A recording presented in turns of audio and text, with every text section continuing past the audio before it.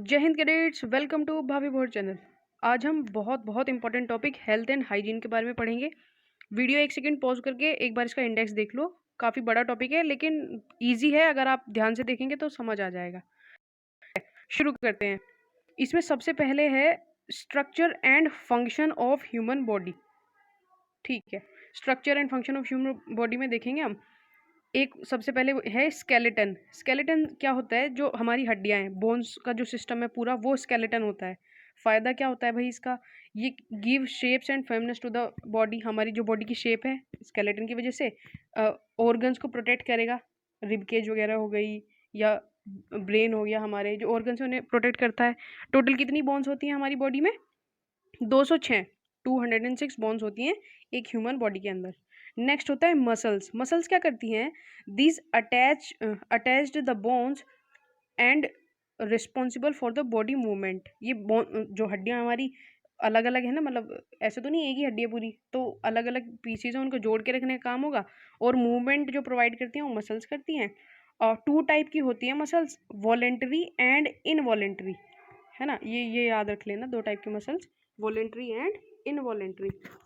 Next होता है हमारा blood circulatory system.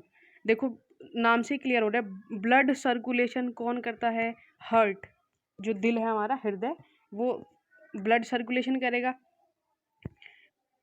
It divided into two compartment, left और राइट। लेफ्ट साइड होता है आपका ब्रेन, हार्ट, और इसके दो कंपार्टमेंट होंगे, एक लेफ्ट साइड वाला होगा, एक राइट साइड वाला कंपार्टमेंट। और उसके अंदर चैम्बर बने होते हैं, 4 चैम्बर बने होते हैं, जिनको ऑरिकल और वेंट्रिकल वगैरह बोलते हैं। बहुत कॉमन सा आइडिया लेना है आपको, इतना डिटेल में कोई नहीं पूछेगा, बस स्ट्रक्चर में पूछ रहे हैं क्या क्या आता है तो आप बता देना। Blood circulatory system, respiratory organ, skeleton, digestive, excretory, इतना इतना होता है बस। ठीक है, फिर भी अपने आप आपके दिमाग में क्लियर होनी चाहिए चीज़ें।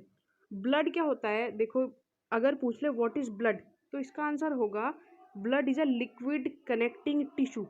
क्या होगा? Liquid connecting tissue. ये असेंशियल फ्लूइड है जो बॉडी में सर्कुलेट करता है, जितने भी विटामिन, मिनरल्स, ये सारी चीज़ हुई, ये पहुँचाने का काम किसका होता है हमारी बॉडी में, हर ऑर्गन को? ब्लड का। ठीक है, फिर आता है रेस्पिरेटरी ऑर्गन। देखो रेस्पिरेशन, सांस लेने वाली बात हो रही है, तो इसमें हमारे लंग्स आ जाते हैं। 2 लंग्स होते हैं, लेफ्ट साइड का एंड राइट साइड वाला, तो ये सांस श्वसन तंत्र जो हमारा हो गया। फिर आता है डाइजेस्टिव ऑर्गन्स। डाइजेस्टिव में पूरी एलिमेंट्री कैनाल आ जाती है, हमारा पेट आ गया, इंटेस्टाइन आ गई, है ना। ये सारे जो क्या काम करेंगे, हमारे जो खाना है उसका, उसके पाचन में मदद करते हैं, उसको डाइजेस्ट करने में हमारी हेल्प करवाता है कौन? डाइजेस्टिव ऑर्गन्स या डाइजेस्टिव सिस्टम पूरा।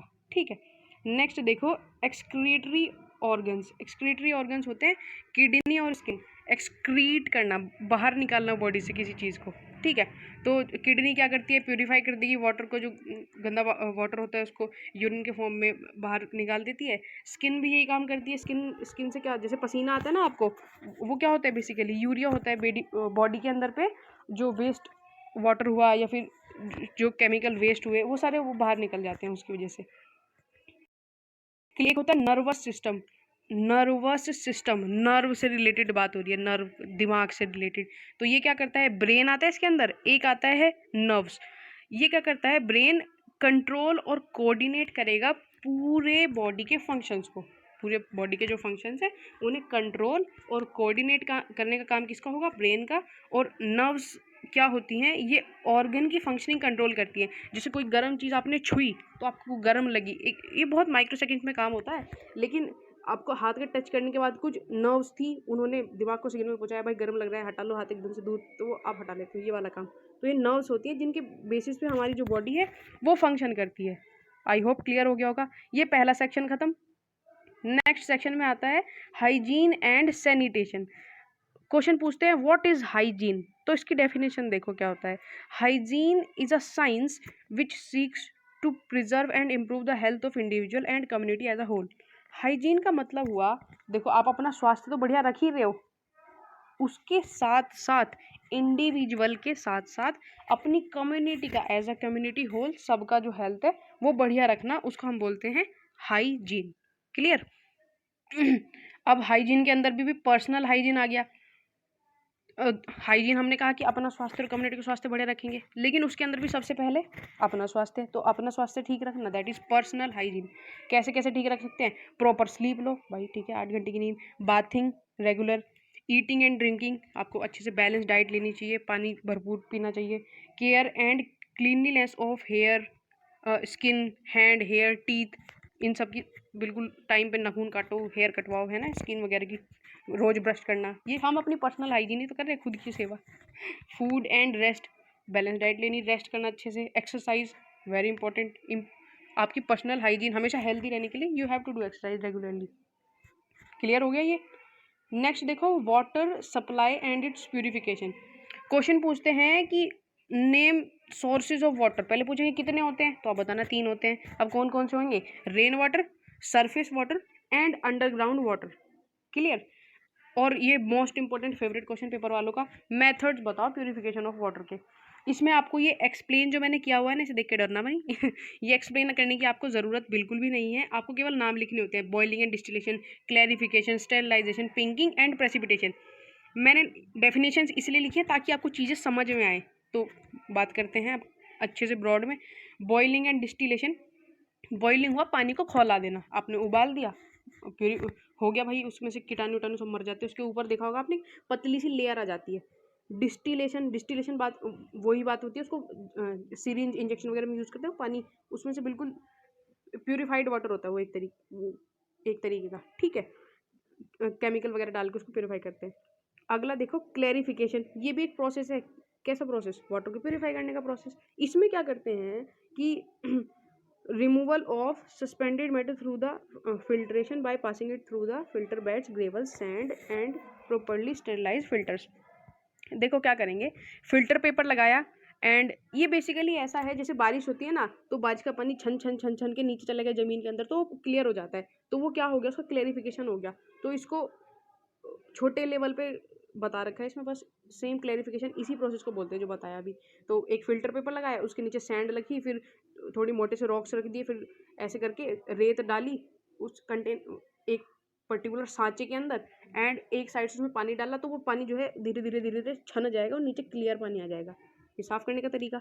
स्टेरिलाइजेशन, अगला देखो, इसमें क्या करते हैं हम, पानी में को क्लोरीन गैस के थ्रू और या ब्लीचिंग पाउडर के थ्रू, Cl2 के थ्रू, है ना, ऐसे पास करवा देते हैं, तो वो क्लीन साफ हो जाता है हमारा।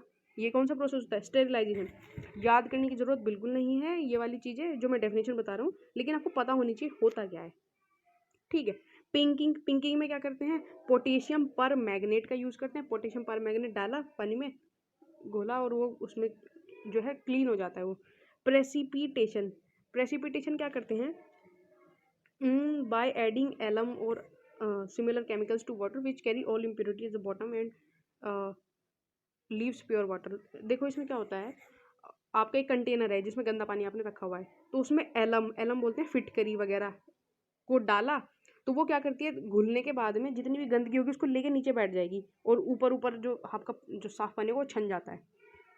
क्लियर हो गई होंगी ये चीज़ें आपको, ये जो ब्लू कलर में लिखे हैं ना नाम, ये याद रखने हैं बस। ऑल राइट, नेक्स्ट चलते हैं। लैट्रिन्स, ये पूछते हैं टाइप्स बता दो या एग्जाम्पल दे दो, ऐसे करके पूछेंगे, तो इसमें आपको खाली नाम याद रखने हैं। एक होता है water carriage system, aqua privy latrines, removal system, deep trench latrines and shallow trench latrines for temporary camps. मैंने इसमें दो को डिफाइन भी किया है, deep trench latrine and shallow trench latrines. ये अगर आपका पेपर सी सर्ट में एग्जामिनर को हार्ड पेपर बनाना हो, या फिर अगर आप थल सैनिक कैंप टीएससी की तैयारी कर रहे हैं, तो उसके अंदर पे ये वाला सवाल पूछा जाता है कि इनके मेजरमेंट्स पूछ लेते हैं, डीप ट्रेंच के मेजरमेंट्स बता दो और शैलो ट्रेंच के मेजरमेंट्स बता दो। इसलिए मैंने इसके अंदर पे वीडियो में डाल दिए हैं, अदरवाइज आपको ये पढ़ने की ज़रूरत नहीं है, केवल नाम याद रखने की ज़रूरत है। तो देखो डीप ट्रेंच, ये जो गड्ढा पिट होता है गड्ढा, ये 3 फीट चौड़ा होगा, 8 फीट नीचे की तरफ इसको खोदा होगा, है ना, इसमें वुडन सीट्स का यूज़ करते हैं। ये डीप ट्रेंच वाला हो गया। शैलो ट्रेंच भी ऐसे ही, इसकी भी मेजरमेंट्स देख लो, 3 फीट लॉन्ग होगा, 1 फीट की गैप पे होगा, 2 फीट की खोदेंगे डीप नीचे की तरफ में, है ना। बस इसके मेजरमेंट्स पूछ लेते हैं, इसलिए मैंने ये लिख दिया, बाकी आपको याद नहीं करने। आगे देखो यूरिनल्स, यूरिनल्स भी पूछ लेते, टाइप्स या नाम पूछ लेते कभी कभी, तो आप बता दोगे थ्रो यूरिनल्स, फनल यूरिनल्स और सोकेज पिट्स, बस नाम रखने हैं। ये दूसरा सेक्शन हमारा खत्म। तीसरा सेक्शन देखो, प्रिवेंटेबल डिजीज। प्रिवेंटेबल डिजीज क्या होते हैं, मतलब बताता हूँ मैं इसका पहले आपको, है ना। जो कम्युनिकेबल डिजीज हो गए, जो मतलब किसी भी तरीके से कम्युनिकेट हो सकते हैं एक दूसरे में, जैसे सपोज करो मुझे खांसी हो रखी है, तो मैंने छींका या खांसा, तो वो ड्रॉपलेट के थ्रू आपको भी अगर मेरे आसपास हो तो इन्फेक्ट हो जाओगे, तो वो कम्युनिकेबल डिजीज हो गए। लेकिन अगर सपोज करो मैंने मास्क पहन लिया, है ना, खांसते वक्त मैंने हैंकी से अपने नाक को ढक लिया, तो मैं उस पर्टिकुलर डिजीज को फैलने से रोक सकता हूँ। तो मैंने क्या किया, प्रिवेंट कर दिया उस डिजीज को, है ना। तो प्रिवेंट करना होता है रोकना, फैलने से रोकने को हम बोलेंगे प्रिवेंट। तो जो प्रिवेंट हो सकते हैं उन डिजीज को हम बोलते हैं प्रिवेंटेबल डिजीज। अब इसमें पूछेगा कौन कौन से होते हैं प्रिवेंटेबल डिजीज, या किस किस तरीके से फैल सकते हैं। तो नाम याद रखना आप, इसके नाम से ही आपको डेफिनेशन का आइडिया हो जाएगा, अभी जैसे पढ़ेंगे आगे हम। और एक एक या दो एग्जाम्पल इसके आप कोट कर देना पेपर में, फुल नंबर बिल्कुल एक ग्रेड के लिए तैयारी। ठीक है, पहला देखो एक्सक्रीमेंटल डिजीज। अभी एक्सक्रीमेंटल के बारे में ध्यान करो, ऊपर पढ़ा था। एक्सक्रीमेंटल मतलब जो बॉडी से चीज़ें पास हो रही है, यूरिन हो गया, फीसिस हो गए, है ना, या पसीना हो गया, ये सारे एक्सक्रीटा जो है ना, ये हुए। तो अगर किसी इन्फेक्टेड पर्सन का एक्सक्रीटा, सपोज करो वाटर में के थ्रू या गार्बेज, जैसे रैग पिकर्स होते हैं ना, वो एक वाला काम करते हैं, उसके थ्रू अगर कोई इसके कांटेक्ट में आ गया बाय मिस्टेक, तो वो पर्सन इन्फेक्टेड हो सकता है और उसको बीमारी हो सकती है। किस किस तरीके की बीमारी, जैसे थाइपस हो गया, fever, dysentery, diarrhoea, jaundice, intestinal worms, ये सारे डिजीज हो सकते हैं। आपको एक या दो कोई ध्यान रह जाए वो वाला आपको याद रखना है, बाकी एग्जाम्पल। ठीक है, ये एक्सपेरिमेंटल हो गए, क्लियर। ड्रॉपलेट इन्फेक्शन अभी अभी बताया, जैसे सपोज करो कोई खांस रहा है या फिर नोज से कफिंग, स्नीजिंग, छींक रहा है, तो तब ये वाली जो उसकी छोटी छोटी सी ड्रॉपलेट्स होती है ना, वो नाक से या मुंह से निकली और दूसरे पर्टिकुलर साइड में जो पर्सन बैठा होगा उसके अंदर गई, वो इन्फेक्ट हो जाएगा। इसमें एग्जांपल बहुत ईजी है, कोई बता दोगे, कॉमन कोल्ड हो गया, ट्यूबरक्लोसिस हो गया, ऐसे ना, इन्फ्लुएंजा, ये सारे खांसी वाले डिजीज। और भी लिखे मैंने एग्जांपल्स, एक दो याद कर लेना। नेक्स्ट देखो कॉन्टैक्ट डिजीज। इसमें क्या होता है, ऊपर वाला तो अभी दूर दूर ही थे भाई हम, मतलब पर्सन साइड में बैठा है ऐसा हो गया। लेकिन सपोज करो कोई पर्सन कॉन्टैक्ट में आ रहा है ना, मेरे को एलर्जी हो रखी है और किसी पर्सन को टच कर दिया, तो तब उसको भी वो एलर्जी की इन्फेक्शन फैल सकता है। तो ये होते हैं कॉन्टैक्ट डिजीज, को एक हेल्दी मतलब एक सिक पर्सन की बॉडी से हेल्दी बॉडी में जाते हैं थ्रू कॉन्टैक्ट। ठीक है, इसमें एग्जांपल देखो, सिफिलिस डिजीज इसी के अंडर आता है, स्किन इन्फेक्शन बोल दिया, एलर्जी इसमें एग्जांपल लिख देना आप, गोनोरिया इसका एग्जांपल है, एक दो जो भी। इंसेक्ट बोर्न डिजीज बहुत इंपॉर्टेंट, इसके अंदर बहुत इंपॉर्टेंट क्या चीज़ पूछते हैं, carriers. What are carriers, carriers क्या होते हैं भाई, देखो इंसेक्ट डिजीज को एक सिक पर्सन की बॉडी से हेल्दी पर्सन की बॉडी में लेके जा रहे हैं, उनको हम कैरियर्स बोलते हैं। The germs move from sick person to a healthy person through blood sucking of insects known as carriers.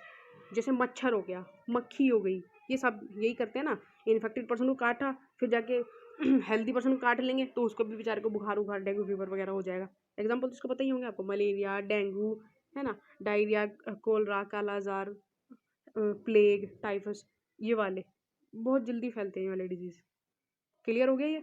आगे देखो, दो और हैं, water borne disease and animal borne disease. Water borne देखो क्या होते हैं, जैसे सपोज करो इन्फेक्शन अगर पानी में फैल गया, किसी पर्टिकुलर रीजन की वजह से इन्फेक्शन जो था पानी के अंदर था, तो पानी जहाँ जाएगा तो उसकी वजह से वाटर के थ्रू ट्रैवल कर रहा है डिजीज, बस इतना समझ लो, वाटर के थ्रू ट्रैवल हो रहा है डिजीज, तो वो वाटर बॉर्न डिजीज हो गए। जैसे कोलरा हो गया, डाइसेंट्री हो गया, डायरिया या जॉन्डिस, खराब या गंदा पानी पी लिया, इन्फेक्टेड वाटर पी लिया, है ना, तो इस वजह से ये सारी बीमारी हमें हो जाती है। और ये वाले जो होते हैं ना वाटर बॉर्न, ये बहुत बहुत रैपिड स्पीड से फैलते हैं, जैसे पेंडेमिक वगैरह बहुत फास्ट स्पीड से फैल जाते हैं ये वाले, एपिडेमिक, बहुत तेजी से स्प्रेड होने वाली डिजीज। ठीक है, एक होता है एनिमल बोर्न डिजीज, ये भी देखो नाम से ही क्लियर है चीज़ें, बस नाम याद रखने हैं आपको, जो एनिमल के थ्रू फैल रहा है। जैसे सपोज करो उसका पर्टिकुलर हमने मीट खाया पर्टिकुलर किसी एनिमल का, एंड उस एनिमल को कोई बीमारी थी वो हमें हो जाएगी उसकी वजह से। या फिर इन्फेक्टेड मिल्क हमने कभी पी लिया किसी एनिमल बीमार था, उसका मिल्क इन्फेक्टेड पी लिया तो तब बीमारी हो जाएगी। इसी वजह से कौन कौन सी बीमारी हो जाती है, जैसे रेबीज़ हो गया, प्लेग हो गया, ट्यूबरक्लोसिस भी हो जाता है, एंथ्रेक्स हो गया। क्लियर। अब इसमें वेरी इंपॉर्टेंट लास्ट पॉइंट है, लेकिन ये बहुत ज़्यादा इंपॉर्टेंट है। पूछते हैं, देखो क्वेश्चन कैसे पूछेंगे आपको, नेम सम प्रिवेंटेबल या कम्युनिकेबल डिजीज टाइप्स ऑफ, है ना। तो आप बताओ, एनिमल बोर्न होते हैं, वाटर बोर्न होते हैं, इनके एक एग्जांपल लिख देना खाली ऐसे। फिर पूछते हैं सजेस्ट सम प्रिवेंटिव मेजर्स, बिल्कुल हॉलिस्टिक, बहुत 5 नंबर का 10 नंबर का सवाल बन जाता है ये, आराम से लिखना है इसको। प्रिवेंटिव मेजर्स में दे देना कि वही रोकथाम के तरीके क्या होंगे, इसको प्रिवेंटेबल डिजीज जो है उनको रोकने के तरीके मेजर्स क्या लेंगे हम, जैसे सेग्रीगेट द पेशेंट, जिसको हो रखा भाई उसे अलग कमरे में रखो, है ना। Destroy agents germs causing infection, कोशिश करो मतलब जो जम्स वगैरह उनको हम मार सकें। ये डिसइंफेक्शन सैनिटाइजर वगैरह बड़े से लगा के रखो ताकि फैलने का खतरा कम से कम रहे, है ना। कंट्रोल फूड एंड ड्रिंक, है ना, तभी प्योरीफाइड प्रॉपर रहना चाहिए ना, बैलेंस डाइट हमारी। इन्फेक्टेड खाना नहीं होना चाहिए, अच्छे से वॉश करके बिल्कुल बढ़िया से बनाओ, है ना। इन वैक्यूलेशन एंड वैक्सीनेशन, टीकाकरण हो उसका, और वैक्सीन वगैरह दी जाए, बचपन में देते ना पोलियो वगैरह की, और ये सब, ताकि वो फैले ना।